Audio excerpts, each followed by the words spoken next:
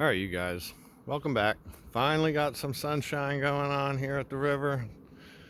Here in the Northeast, we've just gone through like a 6-week run of no sun. So I just did maintenance on the Larry battery, and we had our Zoom hangout this past weekend, and I feel like there's a lot of people on the advanced board with systems that are not aware of something that Todd taught me a long time ago, and when I started sniffing around, he was point on, and I feel is a big part of why Dave and I see such good results charging our batteries a little higher.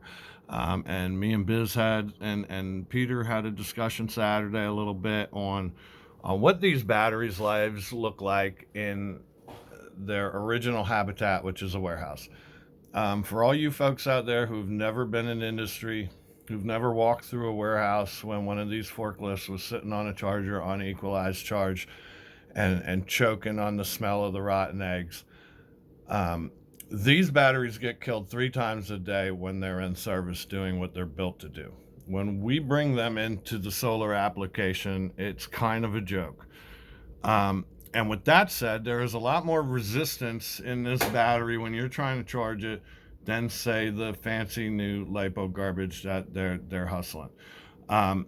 So with that said, I think a lot of people are not aware of this fact, and everybody needs to know your voltages on your battery posts.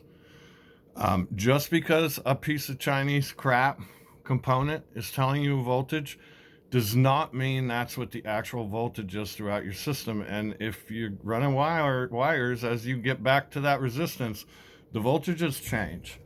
So let's look at something here.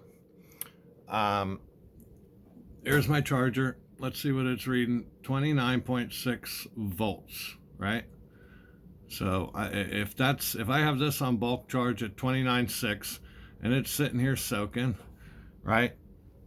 Now let's see what we got at the bus bars, right? I see 28.9. All right, just about 29. And then there's another meter there reading 29 as well. So we have 29 on the bus, 29.6 on the charger. But what do we have here on the battery? 28.8. All right, so if you don't have a meter, get one of these $40 Larry meters. They work really good. You can see it side by side with my Fluke. But know your voltages throughout your system, because just because something is telling you a voltage does not mean that's what the actual battery voltage is. And especially when you get downstream of the chargers, you lose some. Now, I'd say maybe 2 out of 10 don't have that, but that's only because the Chinese components are probably a little bit off to the upside. So they're actually hitting it a little better, right?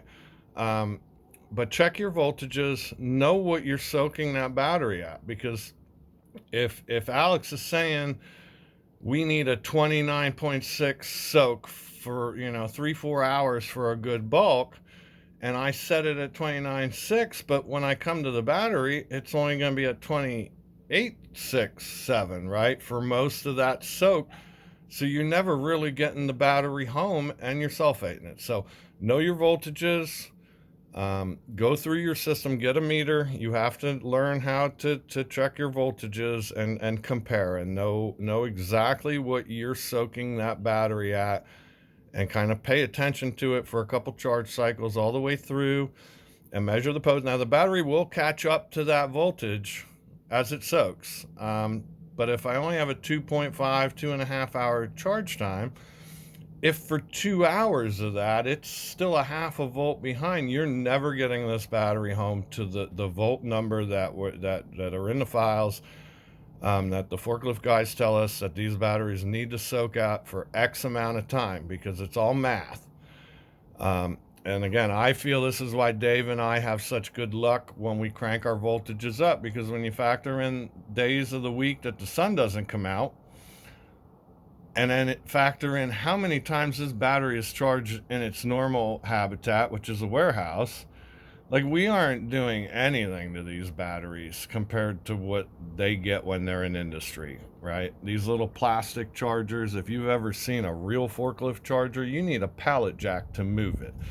Um, so keep that all in mind and make sure you're going through your system and make sure you're hitting it hard enough. Let's take a look. We're showing 29 volts on the battery post right now.